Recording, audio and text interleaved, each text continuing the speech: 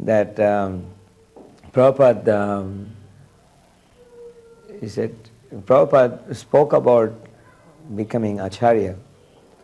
Then he said, my father passed away. He never brought me to the Hare Krishna movement. But he told me that I have to study the Shankara Bhashya because that is what I have to defeat. So to study that, he said, and that was his last wish. So I had to fulfill that. So I went to Banaras. I stayed with the Mayavadis and I studied the commentary of Shankara for 4 years. And he said it was so painful for me. And then I came study my Acharya's commentary. And then I saw that the whole Sampradaya is broken like this. So I thought that I have the blessings of Prabhupada. So maybe I could unite them. So he said, I tried for 9 years and this year it happened. That we are all connected together now. So when he said, this is all the blessings of your Guru Maharaj. I told everybody. He said, Ramananda, he wrote a commentary. He says, that's right. Then he said that, but what Ramananda predicted, he said, as long as you are all broken like this, he said, we will never be able to do.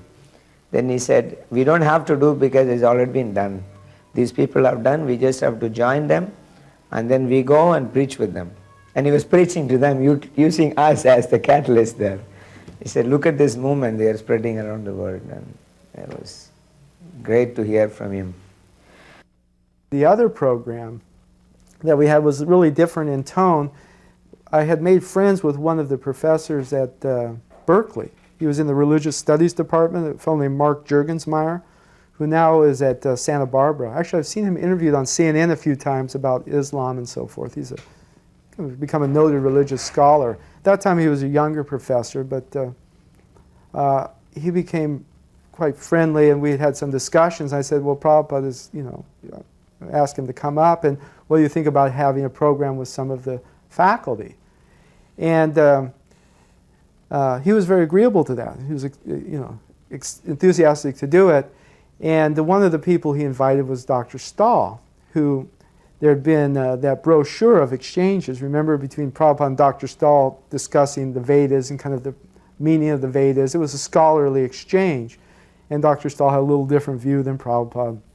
And it was printed as a brochure, and we used to pass it out kind of to validate the scholarly nature of our movement.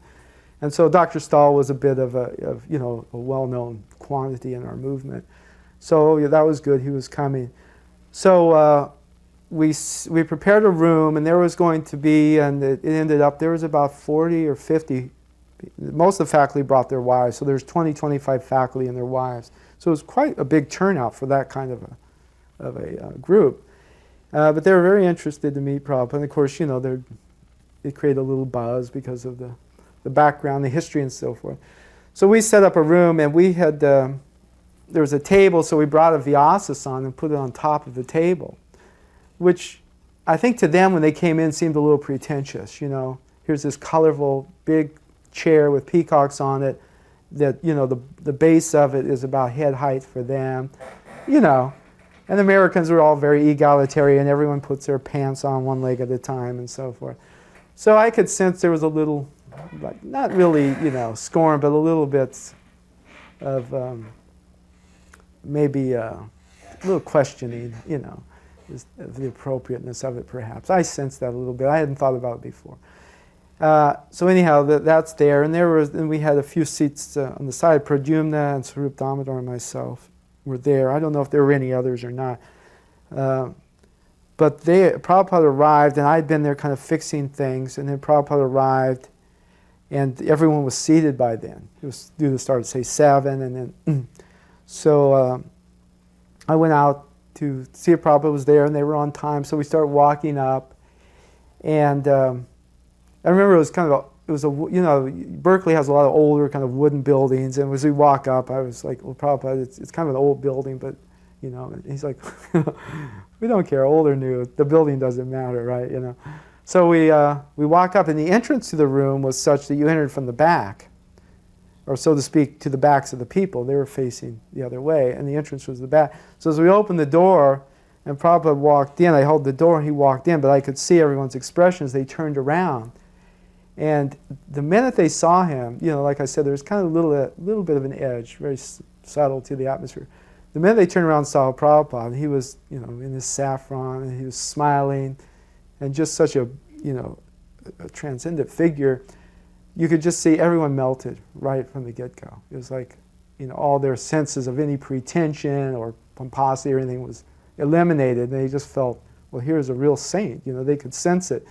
And Prabhupada smiled, and he walked up, and he got up there very naturally, like, yes, this is, I do belong here. I'm representing Vyas. And he spoke to them about Vedic culture and Brahminical culture and things. Not really about Radha Krishna, but more about Brahminical culture and so forth.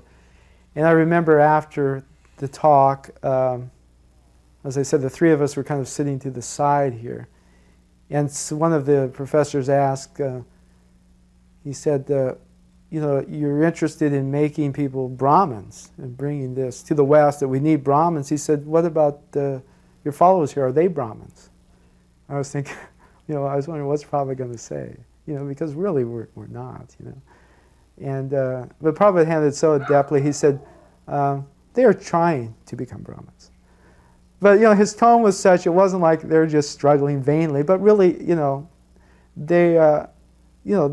they're going to be successful, but now they're on the path. It was very nicely handled and disarmed the whole thing, and kind of gave us the appropriate status, that we were sincere and we were following the correct process, but yet, we were still conditioned in such a way that we're in the modes of, at least for me, certainly, in the modes of passion and ignorance still, predominantly. And he had a little exchange with Dr. Stahl when he got up there. He looked around, and he's glad. I think he was pleased by the turnout. Actually, he said, oh, I see Dr. Stahl is here. And he said something, I see the illustrious Dr. Stahl, or gave him flattered him a little bit. And, that really made him very happy, of course, because, every time I saw Prabhupada interact with anyone, the one common theme was Prabhupada was always completely in command. And not by dint of assertiveness, but just by dint of everyone knew here was whatever level they understood it, they knew here's a bona fide representative of God. And there was never the trace of, lack of confidence, never any hubris or pride, but just that overwhelming sense of self-confidence that comes when you're actually self-realized.